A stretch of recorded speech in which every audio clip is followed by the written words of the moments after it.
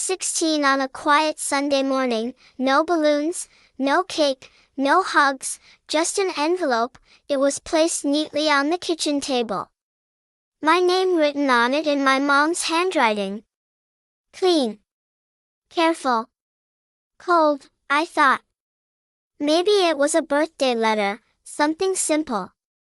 Something kind. I smiled a little as I opened it, but the smile didn't stay. Inside was a printed document. At the top, in bold letters, it said, "Cost of raising you, full breakdown." My fingers froze. Below it, line after line, food expenses, school fees, clothes, medical bills, even things I didn't remember asking for. At the bottom, there was a total, $92,384, and under that, one sentence, "Now that you're old enough to understand responsibility, it's time you start paying me back."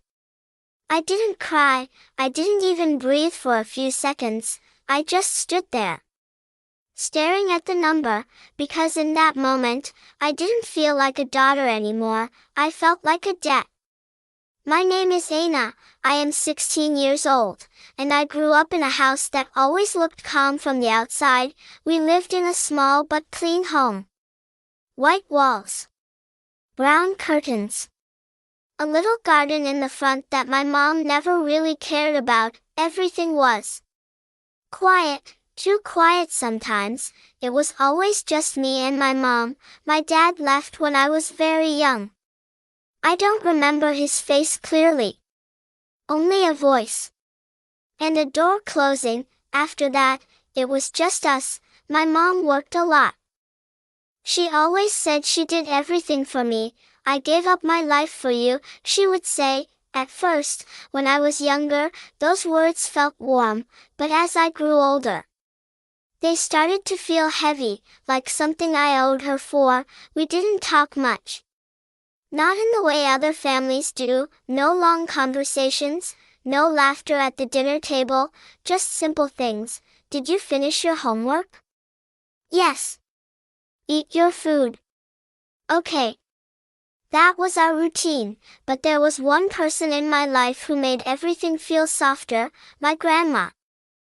She lived a few streets away, in a small house filled with old furniture and the smell of tea. Whenever I went there, it felt like breathing again. She would smile when she saw me. "Anna, you've gotten taller again," she would say. Even if I hadn't, she always said things like that, soft things, kind things, things my mom never really said. Sometimes I would stay overnight at Grandma's house. We would sit together in the evening. She would tell me stories. Not big stories, just little ones about her life, and sometimes she would hold my hand, just quietly, no words, and that was enough. But my mom didn't like it when I stayed there too long. "She's filling your head with useless emotions," she once said. I didn't understand that. How could kindness be useless? Things started changing slowly. Around the time I turned 15, it wasn't sudden, it was small things. My mom began mentioning money more often. "You think food is free? You think school pays for itself?" At first, I thought she was just stressed, but then it became something else. One evening, while I was eating dinner, she sat across from me. She didn't eat, she just watched me. "You're growing up," she said. I nodded. "That means you should start understanding value." I didn't know what to say, so I stayed quiet. She leaned back in her chair. "Do you even know how much I've spent on you?" The question felt strange. I shook my head slowly. She gave a small, tight smile. "Exactly."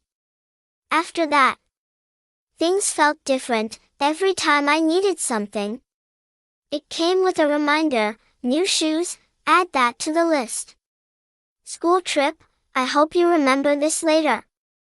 Even small things, snacks, books, medicine, everything had a weight. I started asking for less. I stopped mentioning things I needed. Sometimes I would just go without. It felt easier that way, but the hardest part wasn't the money, it was the feeling, like I wasn't her daughter anymore, like I was an investment.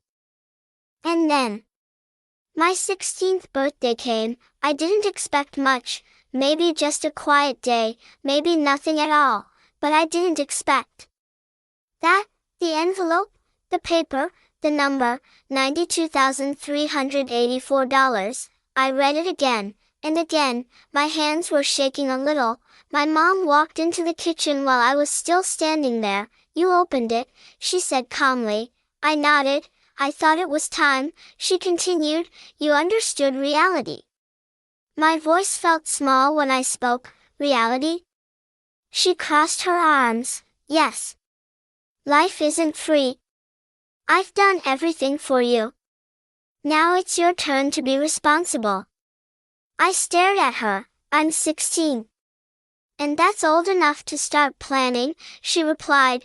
There was no anger in her voice. That was the hardest part. She sounded normal, like this was reasonable, like this was right. I didn't argue, I didn't shout, I just folded the paper slowly, and placed it back in the envelope. "Okay," I said quietly. Then I walked to my room, closed the door, and sat on the floor. That was when I cried, not loudly, not dramatically, just quietly, because something inside me had changed, something soft had broken. A few days later, I went to see my grandma. She noticed something immediately. "You look tired," she said. I forced a small smile. "I'm okay."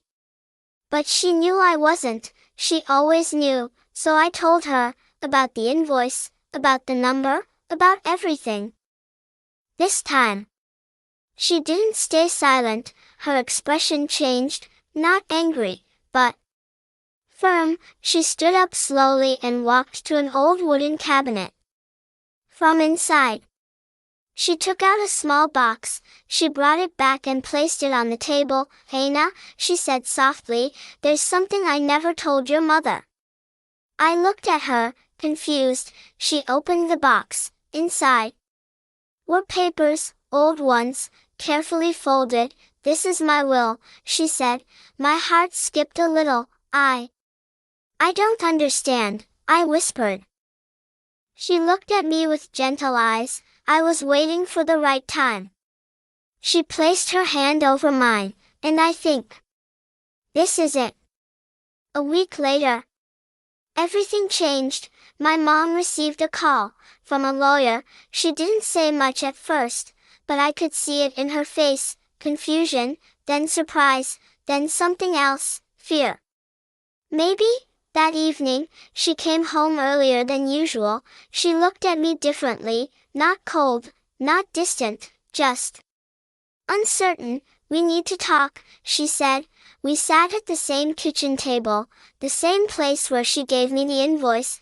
Her hands were resting on the table. "Still, your grandmother," she began slowly. "She updated her will." I stayed quiet. "She left everything to you." The words hung in the air. Everything, the house, the savings, the land, everything. My mom swallowed. "I didn't know," she said. I looked at her, for the first time in a long time. She looked small, not strong, not in control, just human. "And there's something else," she added quietly. She included a note. My heart started beating faster. "What did it say?" I asked softly. My mom hesitated, then she spoke. She said, "Love is not a debt." The room went silent. I felt something warm and painful rise in my chest, not anger, not happiness, something in between. Things didn't magically become perfect after that. Life doesn't work like that. But something shifted. My mom never mentioned the invoice again, not once. She stopped counting things, stopped reminding me of costs. Sometimes She would sit quietly in the kitchen, just like before, but now it felt different, softer. One evening, she spoke, very quietly. "I think I forgot something important," she said. I looked at her. She didn't meet my eyes. "I forgot how to love without expecting something back." I didn't know what to say, so I just listened, because sometimes that's enough. My grandma still smiles the same way, still holds my hand the same way, and now I understand something I didn't before. Love is not something you calculate, not something you list, not something you send in an envelope. Love is something you give, freely, quietly, without asking for it back. And sometimes, it takes losing it, to finally understand it.